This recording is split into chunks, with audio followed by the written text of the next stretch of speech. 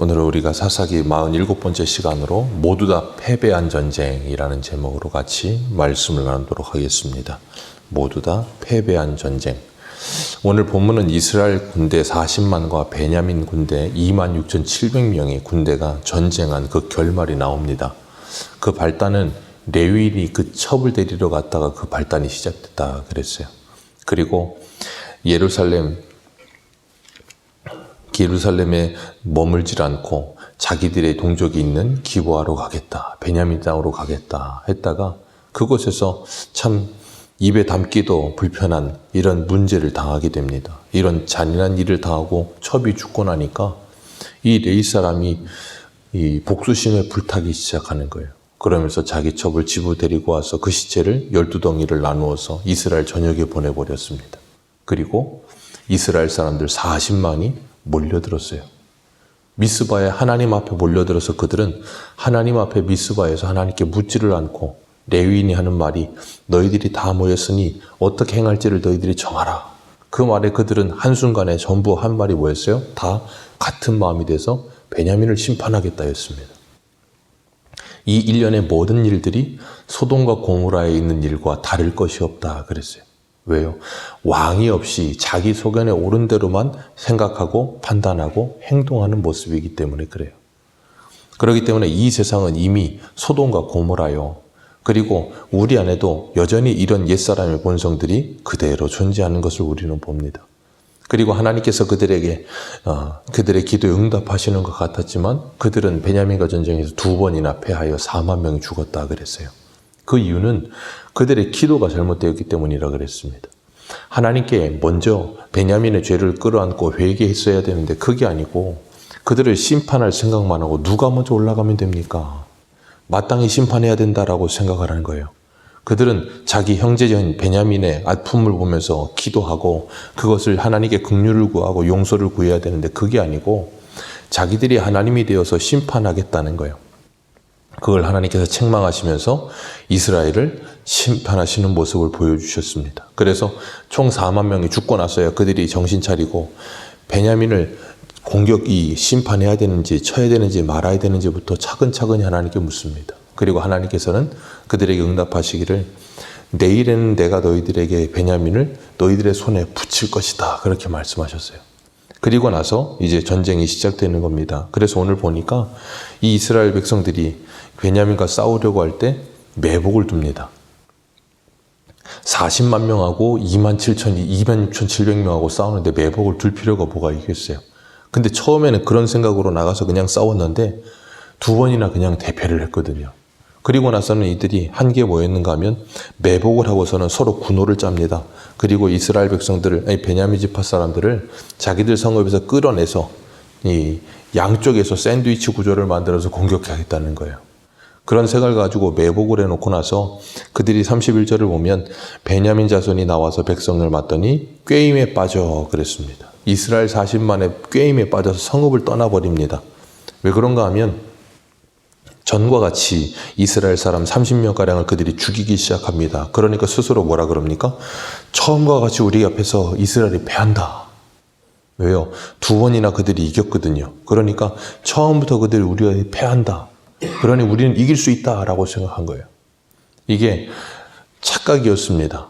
사람들이 무엇인가 승리에 도취하게 되면 이런 착각에 빠지게 됩니다. 스스로 자신들이 무엇인가 대단한 존재가 된 줄 착각을 해요.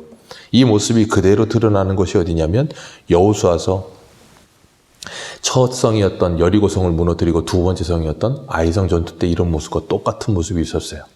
아이성 전투 때 정탐꾼이 가서 보고 나서 너무 작아요. 이건 볼품없는 성인 거예요. 그러니까 우리가 다 갈 필요 없고 3,000명만 뽑아서 올라가도 이길 수 있다라고 착각했어요. 여리고성을 이긴 이유가 자신들이 무엇이 대단해서가 아니라 하나님께서 그 땅을 자신들에게 주신 것인데, 그랬으면 아이성도 크던 작던 하나님께 묻고 하나님의 방법으로 그 전쟁을 해야 되는데 그게 아니고 여리고성도 이겼는데 이런 작은 아이성 우리가 못 이기겠느냐, 그런 착각에 빠진 거예요. 우리가 잊지 말아야 될 건 우리는 하나님의 은혜를 받으면 여리고성도 이길 수 있지만 하나님이 함께 하시지 않으면 너무나도 사소해 보이고 너무나도 작아 보이는 아이성 같은 문제도 우리는 이기지 못하는 게 우리들이에요. 그걸 통해서 하나님 우리가 전적으로 하나님 의지하라고, 하나님께 매어 달리라고 그런 일을 주신 거예요. 그리고 아이성에서 패배하고 그들이 돌아와서 여호수아와 함께 회개하고 그 아간의 죄를 하나님께서 심판하시고 나서야 하나님께서 그들에게 아이성에서 어떻게 싸워야 할지 가르치세요. 매복을 시켜놓고 똑같은 방법으로 아이성 사람들하고 싸워서 그들이 나오면 그 성을 불태우고 그것이 군호가 돼서 양쪽에서 공격하라. 그리고 그들은 그 말씀대로서 승리합니다. 오늘 본문도 똑같습니다. 베냐민이 이스라엘이 10,000명이 찾아와서 싸우는데 전면전에서 그들이 이기는 것 같은 거예요. 30명가량을 죽이기 시작하니까 우리가 또 이길 수 있다 하고 자신만만해서 이 베냐민 성읍을 떼어놓고 그냥 앞으로 달려간 겁니다. 꿰어낸 거죠. 그리고 나서 여기 보니까 33절 같이 읽습니다. 33절입니다. 시작. 이스라엘 사람이 모두 그들의 족쇄 소리로 일어나서 바알다말에서 저승을 맞추었고 이스라엘의 별거를 지나치었고 기브와 초장에서 쏟아져 나가더라. 네, 기브와 초장에서 매복했던 사람들이 쏟아져 나오는 거예요. 이 표현이 참 그렇죠. 얼마나 많은지 모르지만 한순간에 쏟아져 나왔다는 거예요. 이렇게 이 베냐민 사람들이 이런 전쟁을 했던 이유는 뭡니까? 32절에 보면 처음과 같이 우리 앞에서 패한다. 앞에 2번의 승리 때문에 당연히 자신만만한 생각을 가진 거죠. 그 2번의 승리에 도취돼서 자기들이 이길 수 있다라는 생각을 하면서 베냐민 이스라엘 사람들이 자신들을 꼬여내고 있다라, 계략을 꾸미고 있다라는 생각을 전혀 1도 못하는 겁니다. 잠언 16장 18절을 보면 이런 말씀이 있죠. 유명한 말씀, 교만은 패망의 선봉이요 거만한 마음은 넘어짐의 앞잡이다 그러셨습니다. 교만한 마음이 그들에게 틈타는 겁니다. 왜요? 앞에서 40,000명이나 이겼거든요. 그러니 당연히 이길 수 있다. 그런 말도 안 되는 생각을 하는 거예요. 처음에는 이스라엘 백성들이 그런 생각을 했습니다. 자기들이 40만이거든요. 26,700명? 눈 감고도 이긴다. 당연히 이길 수 있다. 그런 생각으로 왔다가 어떻게 됐어요? 2번이나 대패합니다. 그런데 이제는 2번이나 승리가 오니까 베냐민이 그런 생각에 빠지는 거예요. 당연히 이길 수 있다. 그러다가 뭐예요? 오늘 본문에서 대패하게 되는 거예요. 하나님께서 이렇게 선줄로 알면 넘어질 걸 조심해야 될 사람들이 그걸 생각지를 못하고 교만하여서 그들과 싸우기 시작하니까 그들이 하나님 앞에서 무너지게 되는데 35절 말씀에 보면 몇 명이 죽었다 그랬어요? 베냐민 사람 25,100명이 칼에 죽으니라. 칼 빼는 사람들 25,100명이 죽었다 그랬어요. 그러니까 다 죽어버린 거죠. 거의 전멸한 거예요. 그러면서 36절부터 구체적으로 그 싸움에서 어떻게 사람들이 이렇게 구체적으로 죽었는지를 하나님께서 설명해 주고 계시는데 36절을 보면 매복한 군사를 믿고 잠깐 베냐민 앞에서 피했고 그리고 그들이 38절에 보면 뭐 했대요? 군호를 짰다. 어떤 군호냐면 베냐민 사람들이 끌려 나오면 너희들이 매복해 있다가 베냐민 성읍에 기브아 성읍에 들어가서 거기를 다 쑥대밭을 만들고 불을 태우라는 거예요. 그러면 그 연기가 올라오는 걸 보고 우리가 군호를 삼아서 연기가 올라오면 우리들이 돌아서서 도망치다가 그들과 싸우겠다는 거예요. 그리고 정말로 그렇게 된 겁니다. 그리고 연기가 차오르니까 이스라엘 백성들이 돌이켜서 베냐민 사람들하고 싸웁니다. 그리고 그들이 41절에 보면 어떻게 생각해요? 자기들도 돌아보니까 자기들 성읍이 불타고 있거든요. 그러니까 화가 자기들에게 미친 것을 보고 심히 놀라서 광야길로 도망을 칩니다. 양쪽에 양동작전에 빠져든 거예요. 그러니까 어떻게 할 수가 없는 거죠. 그러니까 광야길로 도망가는데 이 이스라엘 사람들이 그 광야길까지 42절을 보면 급히 추격했다. 그리고 42절 마지막에 뭐라 그랬어요? 진멸하니라. 이 헤렘, 진멸전쟁은 하나님께서 이스라엘 백성들이 가나안 땅을 정복할 때 명하셨던 거예요. 가나안 7족속을 남기지 말고 진멸하라는 거였어요. 근데 가나안 7족속을 남기지 말고 진멸해야 될 이스라엘 백성들이 가나안 7족속은 진멸하지 않고 누구를 진멸해요? 자기 형제 지파를 진멸하고 있는 거예요. 왜 그렇다고요? 하나님의 말씀에 순종하는 게 아니라 자기들의 생각에 그렇게 하는 거예요. 왜요? 앞에서 우리가 사사기 1장에서부터 봤잖아요. 그 가나안 족속은 너무 강해. 너무 강하니까 그들 생각에 우리 스스로 그들을 이길 수 없다라고 판단을 하는 거예요. 하나님은 그들을 진멸하라는데 우리는 할 수 없다고 생각하는 거예요. 그 이유가 하나님의 명령이니까 하나님께서 이기게 하신다라는 믿음이 아니라 자신들의 합리적인 생각과 객관적인 판단상 아무리 생각을 해봐도 가나안 사람이 우리를 이기지 우리가 가나안 사람이 이길 수 없다고 착각하는 겁니다. 하나님을 믿지 못하는 거죠. 그러니까 도망친 겁니다. 그리고 이 베냐민 지파를 이렇게까지 진멸했던 이유는 뭐예요? 그들이 우리보다 숫자가 작았거든요. 그러니까 그들을 심판할 수 있다고 생각한 거였어요. 앞에서 단 지파가 미가 집에 마음대로 들어와서 모든 물건 다 훔쳐가면서도 미가야가 찾아오니까 뭐라 그랬어요? 왜 찾아왔냐? 말도 안 되는 소리를 하고 너희들 아무 소리도 하지 마라. 우리가 너희들을 죽일까 한다 그랬더니 미가야가 뭐라고 합니까? 그들이 우리보다 강하니까 때문에 아무 말도 않고 그냥 돌아간다 그러잖아요. 그러니까 이 사사기 시대에 왕이 없을 그 당시에는 무법천지인 겁니다. 그냥 주먹이 곧 법이에요. 힘이 세고 주먹이 세면 그냥 그게 선인 겁니다. 그러니까 자기들이 심판도 하고 자기들이 마음대로 하는 겁니다. 하나님께서 그들을 넘기셨다고 말씀하셨지만 그들은 이렇게까지 해서는 안 됐어요. 왜? 자기 형제 나라거든요. 자기 동족이에요. 그러면 이렇게까지 해야 될 일이 아닌데 이렇게까지 하고 있는 거예요. 그러면서 43절 같이 한번 읽겠습니다. 43절입니다. 시작.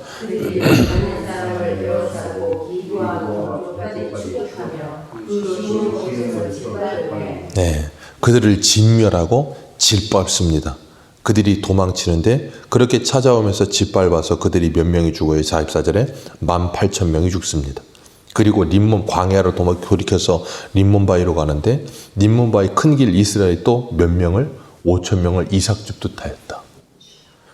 이삭집 타고 기돔에서는 2,000명을 또 죽였다. 그래서 25,000명이 다 죽어버렸다. 그리고 베냐민 사람들이 600명이 광야에 림몬바이로 가서 넉 달 동안 이거 숨어 있었다는 거예요. 이제 베냐민에서 남자는 20세 이상 칼을 뺄 수 있는 남자는 600명밖에 남지 않아요. 그렇게 넉 달 동안을 림몬바이에 숨어 있는데 이스라엘 백성들이 거기서 전쟁을 끝내는 게 아니라 48절 읽습니다. 시작.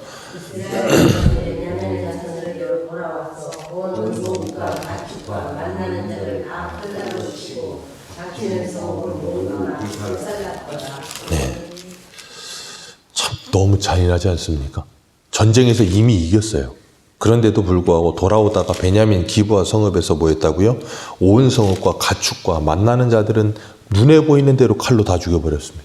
이건 그냥 학살입니다. 학살. 전쟁은 이미 끝났어요. 그런데도 불구하고 눈에 보이는 사람들을 다 죽여버립니다. 왜 그렇게 했을까요? 이유는 하나입니다.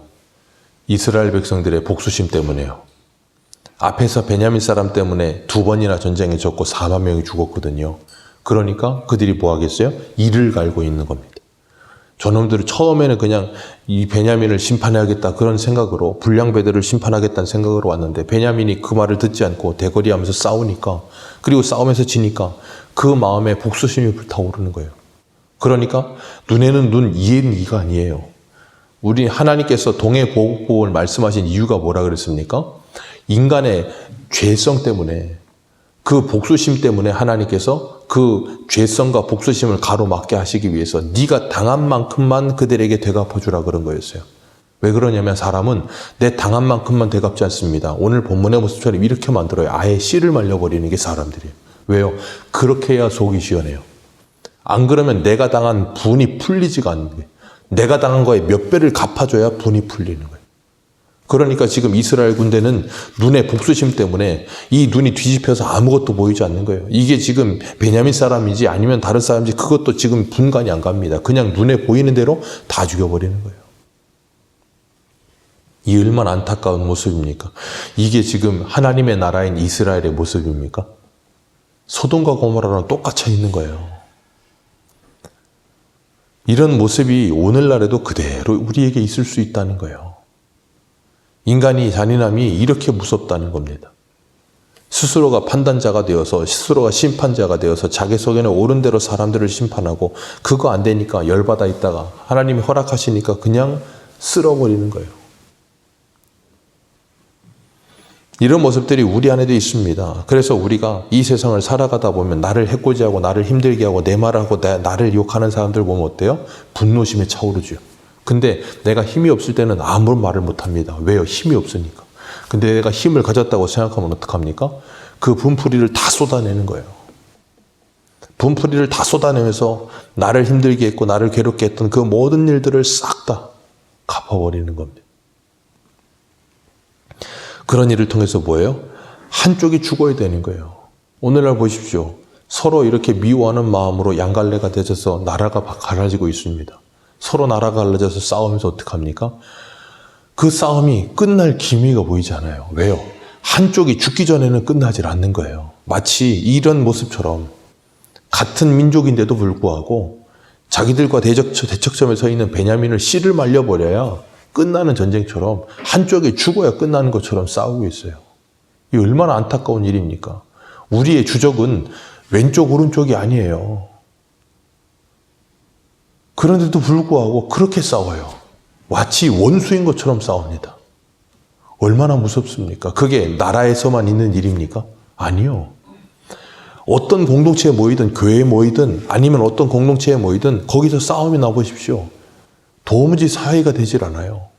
세상 사람들은 싸우면 술 한잔 먹고 풉니다.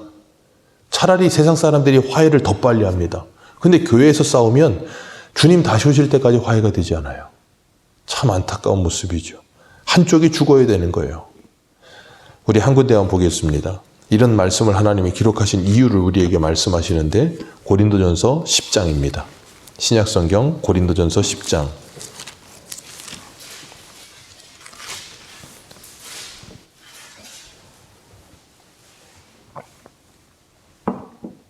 고린도전서 10장 11절입니다. 같이 읽겠습니다. 시작.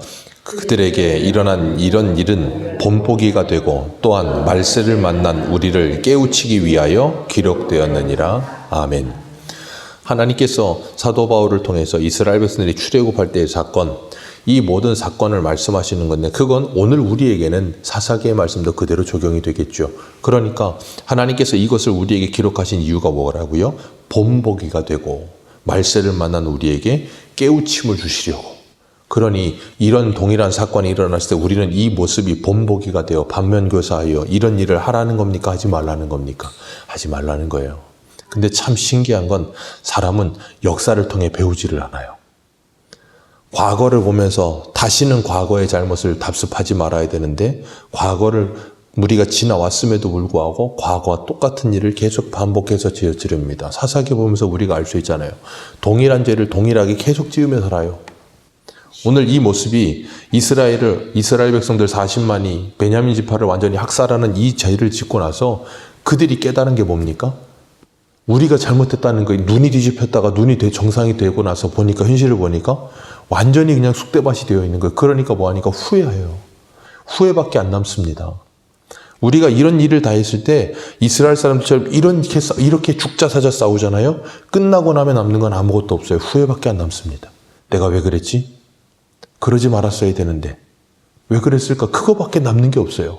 그런데도 불구하고 그 일이 동일한 일이 시간이 지나 또 일어나면 똑같은 일을 또 반복합니다. 왜요? 이 일을 우리들이 반면교사하여 내가 다시는 그러지 말아야지 하고서 그걸 그 상황이 왔을 때 동일한 반응을 일으켜 하는 게 아니라 하나님의 말씀을 기억하면서 참아야 되는데 그게 되질 않는다는 거예요. 그래서 누가 오셨어요? 예수 그리스도께서 오신 거예요. 그리고 죄인된 본성을 가진 우리의 이 옛사람을 주님께서 그 옛사람에서 우리를 건져내시고 구원하시기 위해 찾아오셨어요. 그리고 우리를 구원하시고 하나님의 자녀 만들어주시고 우리가 새로운 삶을 살 수 있도록 우리에게 길을 열어주신 거예요. 그래서 우리는 이런 삶을 살아가는 것이 아니라 이제는 이 모습을 보고 하나님의 백성으로서 지혜롭게 주님의 말씀 붙들고 하나님 앞에 엎드리는 거예요. 그리고 하나님께 은혜를 구하는 겁니다. 그렇기 때문에 우리는 이 모습을 보고 뭐 해야 돼요? 하나님께 기도하며 성령께서 우리를 조명하셔서 이 말씀이 깨달아지게 하시고 이 말씀이 우리들에게 교육이 되도록 기도해야 되는 거예요. 왜냐하면 우리가 디모데후서 3장의 말씀처럼 18절에 모든 성경 하나님의 감동으로 되어서 하나님의 사람으로 교훈과 책망과 바르게 함과 의로 교육하기에 유익하다 그랬거든요. 이 말씀을 통해 교훈을 받고 책망을 받아야 되는 거예요. 근데 누구만 교훈과 책망을 받냐면 겸손한 사람만 교훈과 책망을 받습니다. 교만한 사람은 절대 하나님의 말씀을 통해 배우지 못합니다. 교만한 사람은 이 세상 누구에게도 배우지 않습니다. 왜냐하면 자기 생각이 옳다고 생각하거든요. 자기의 생각이 전부라고 생각해요. 그렇기 때문에 하나님도 자신 위에 있지 않아요. 그렇기 때문에 하나님께도 배우지 않습니다. 근데 교만하지 않고 겸손한 사람은 누구에게든 배웁니다. 그래서 우리가 세상에서도 그러잖아요. 어린애에게도 배울 것이 있다고. 그건 겸손한 사람만 가능한 거예요. 그렇기 때문에 우리가 하나님의 말씀을 붙들고 주님의 말씀 의지하여서 이렇게 말도 안 되게 진멸하고 짓밟고 그리고 모든 것을 눈에 보이는 대로 칼날로 치고 불살라 벌리는 이런 잔인한 학살과 같은 전쟁이 혈과 육을 가진 사람들과 싸워야 할 전쟁이 아니라 누구와의 싸울 전쟁이에요? 에베소서 6장에 보면 공중 권세 잡은 자들과 싸워야 할 전쟁이에요. 그 영적 존재들과 그 영적 전쟁에서 씨를 말려야 되는 거예요. 그래서 죄는 그 모양이라도 피하며 그 죄와 히브리서 12장에 뭐라 그러세요? 피 흘리기까지 싸우라. 우리가 싸워야 할 것은 우리의 옛사람과 죄와 이 세상의 공중권세 잡은 사단 마귀가 싸워야지 내 형제들과 내 가족들과 아니면 내 이웃들과 이렇게 싸울 문제가 아니에요. 그렇기 때문에 우리가 예수 그리스도로 말미암아 구원받은 하나님의 백성이 됐다면 이 말씀이 우리에게 교훈이 되고 이 말씀을 통해 우리가 배우며 우리가 어제도 최영천 선교사님께서 로마서 말씀하신 것처럼 우린 모두가 다 죄인이라는 걸 알고 베냐민 사람뿐 아니라 이스라엘 전체가 그리고 레위인까지도 누가 누구를 잘잘못 따질 그럴 만한 존재가 아니에요. 왜? 모두가 다 지금 동일한 모습으로 이런 비참한 일을 겪고 있으니까. 분명히 이스라엘이 전쟁에서 승리했고 그전에는 베냐민 사람이 2번이나 승리했고 그러나 누가 승리했습니까? 어느 누구도 승리한 사람이 없어요. 다 패배했습니다. 그런데 참 신기하고 감사한 건 오직 하나님만이 승리하십니다. 이 비참한 전쟁을 통해 하나님은 베냐민을 심판하시고 교만한 이스라엘을 심판하세요. 그 모습이 하나님의 방법이에요.